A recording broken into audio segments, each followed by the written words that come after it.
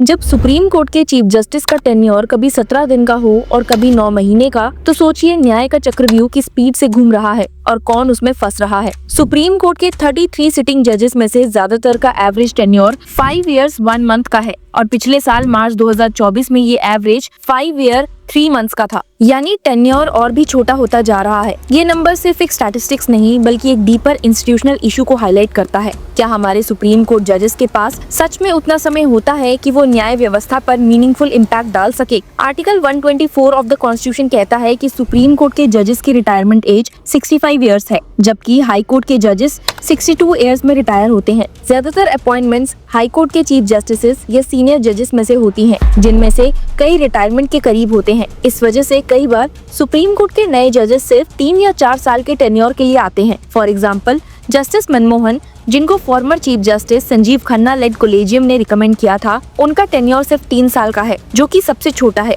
ऐसे में सवाल उठता है कि क्या ये छोटी छोटी पोस्टिंग्स किसी जज को इंस्टीट्यूशन में डीप रिफॉर्म्स या ज्यूरिस्प्रूडेंशियल डेप्थ डेवलप करने का समय देती है? चीफ जस्टिस BR गवई का टेन्योर 6.5 year का है, जो करंट एवरेज से ज्यादा है, लेकिन उनसे भी ज्यादा टेन्योर वाले 8 जजेस हैं, जिनमें से 5 future chief justice of India के रूप में देखे जा रहे हैं, जैसे कि जस्टिस JV परदीवाला, जिनका टेन्योर 8.2 year का है, KV Viswanathan 8 years, Suryakant 7.8 year, PS Narasimha 6.7 year और जयमाला बागची 6.6 year। इनमें से काफी जजेस का काम अभी फ्यूचर में दिखेगा, पर क्या ये ट्रेंड सस्टेनेबल है? आज के 33 जजेस में से सिर्फ 15 का टेन्योर एवरेज से ज्यादा है। बाकी 18 जजेस यानी कि 55% ऐसे हैं जिनका टेन्योर 4 साल से भी कम का है। यही नहीं, डाइवर्सिटी के कंटेक्स्ट में भी एवरेज टेन्योर इम्पोर्टेंट होता जा रहा है। Justice BV Nagarathna, supreme court की एकमात्र महिला जज का टेन्योर 6.2 year का है, not just above the average but among the highest for women जजेस इन द इंडियन हिस्ट्री।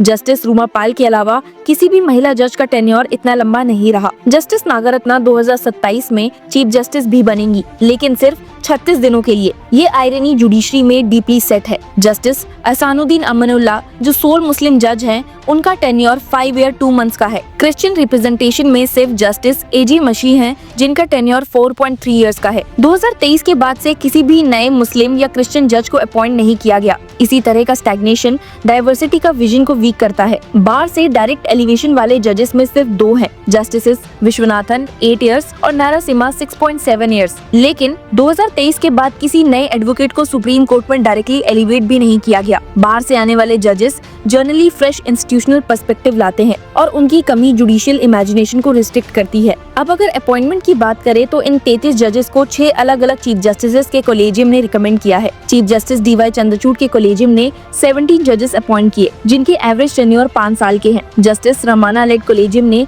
7 जजेस अपॉइंट किए, जिनका एवरेज 6.4 year का है। Chief justice of India Sanjiv Khanna और chief justice of India Gavai ने 3 जजेस को रिकमेंड किया, जिनका एवरेज टेन्योर 4.9 और 4.5 years का है रिस्पेक्टिवली। रंजन गोगोई ने 2 जजेस को रिकमेंड किया, जिनका एवरेज 7 year का था, और UU ललित ने 1 जज को रिकमेंड किया, जिसका टेन्योर 7.2 year का है। मतलब कि अपॉइंटमेंट किस कोलेजियम ने किया, उसका टेन्योर पर डायरेक्टली इम्पैक्ट पड़ता है। लॉन्ग टर्म कोलेजियम ज्यादा स्टेबल अपॉइंटमेंट्स करते हैं और शॉर्ट टेन्योर चीफ जस्टिस के डिसीजन मोस्टली रश्ड होते हैं। पर यही तो कोर इशू है, हमारे चीफ जस्टिस का टेन्योर ही इतना छोटा क्यों है? आज भी सुप्रीम कोर्ट एक ऐसे रोटेटिंग डोर लीडरशिप से गुजर रहा है, जहां average chief justice of India का टेन्योर सिर्फ 9 महीने का है। कुछ तो सिर्फ 17 दिन के लिए चीफ जस्टिस बने। जस्टिस YV चंद्रचूड़ का 7 साल का टेन्योर एक एक्सेप्शन था 1978 से 1985 तक, पर रीसेंट ट्रेंड सिर्फ ट्रंकेटेड टर्म्स का ही है।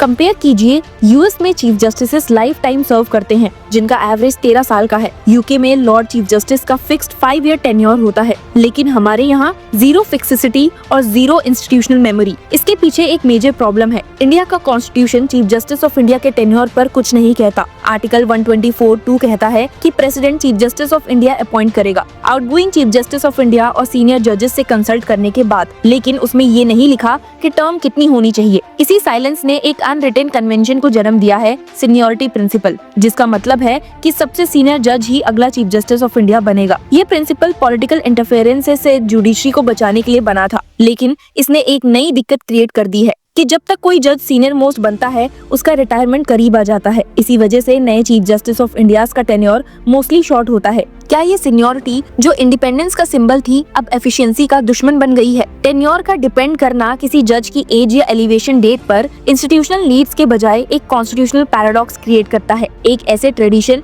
जो सपोजिटली इम्पार्शियल है, वो भी अब हमारे टॉप जुडिशियल इंस्टीट्यूशन में अनसर्टेनिटी का सोर्स बन गई है। लॉ कमीशन और पार्लियामेंट्री स्टैंडिंग कमेटी जैसी बॉडीज ने बार बार इस पॉइंट को उठाया कि रेगुलेटरी इंस्टीट्यूशंस में स्टेबल लीडरशिप होनी चाहिए, लेकिन जुडिशरी जो सबसे ज्यादा स्टेबिलिटी डिमांड करता है, उसमें ऐसा क्यों नहीं है? शॉर्ट टेन्योर्स का एक मेजर इम्पैक्ट दिखता है मास्टर ऑफ रोस्टर के रोल में। चीफ जस्टिस के पास केस एलोकेशन और कोर्ट का पूरा एडमिनिस्ट्रेटिव चार्ज होता है, लेकिन जब चीफ जस्टिस ऑफ इंडिया हर कुछ महीने में बदलने लगता है तो पॉलिसी इंप्लीमेंटेशन और इंस्टीट्यूशनल डायरेक्शन डिसरप्ट हो जाता है। जस्टिस चंद्रचूड़ ने डिजिटाइजेशन पुश किया, ESCR पोर्टल लॉन्च किया, लेकिन उनके सक्सेसर जस्टिस गवई उस सिस्टम में इनकंसिस्टेंट टेक एडॉप्शन फेस कर रहे हैं। जस्टिस रमाना ने बैकलॉग कम करने के लिए national judicial data grid reforms initiate किए, पर उनका 16 मंथ टर्म उनको फुल इम्प्लीमेंट करने नहीं दे सका। जस्टिस खन्ना का 6 मंथ का टर्म सिर्फ एक कॉन्स्टिट्यूशनल बेंच तक सीमित रहा। वक्फ अमेंडमेंट एक्ट के चैलेंज को वो पूरा सुन नहीं पाए। मैरिटल रेप पिटीशंस भी उन्होंने सक्सेसर के लिए छोड़ दी, यानी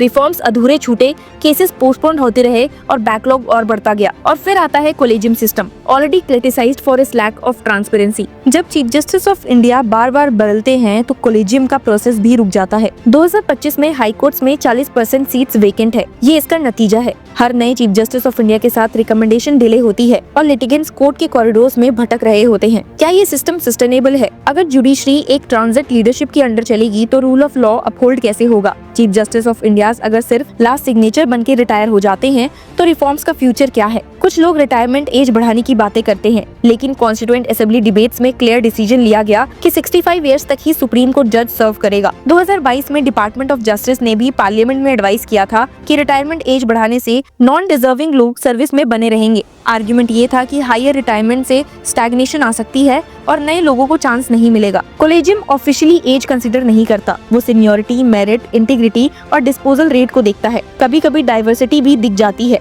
लेकिन फिर भी जो एवरेज टेन्योर्स आ रहे हैं 5.4 से 5.1 ईयर के बीच, वो रिफ्लेक्ट करते हैं कि लॉन्ग टर्म थिंकिंग भी मिसिंग है। एक मॉडर्न जुडिशरी को अगर कॉम्पिटेंट और विजनरी लीडरशिप चाहिए तो टेन्योर को डेलिब्रेट और फंक्शनल क्राइटेरिया पे फिक्स करना होगा, नहीं तो सुप्रीम कोर्ट एक रिवॉल्विंग डोर बन के रह जाएगा, जहां डिसीजंस पेंडिंग है, रिफॉर्म्स अधूरे हैं और पब्लिक ट्रस्ट कॉन्स्टेंटली डाइल्यूट हो रहा है। असली न्याय तब होगा जब जज सिर्फ एक कुर्सी पर बैठे ऑफिसर नहीं, बल्कि एक विजन कैरिंग इंस्टीट्यूशन बिल्डर बन सके, और उसके लिए उनके पास समय होना जरूरी है, रियल, मीनिंगफुल और इम्पैक्टफुल समय। आपको क्या लगता है? Share your views and keep following law chakra.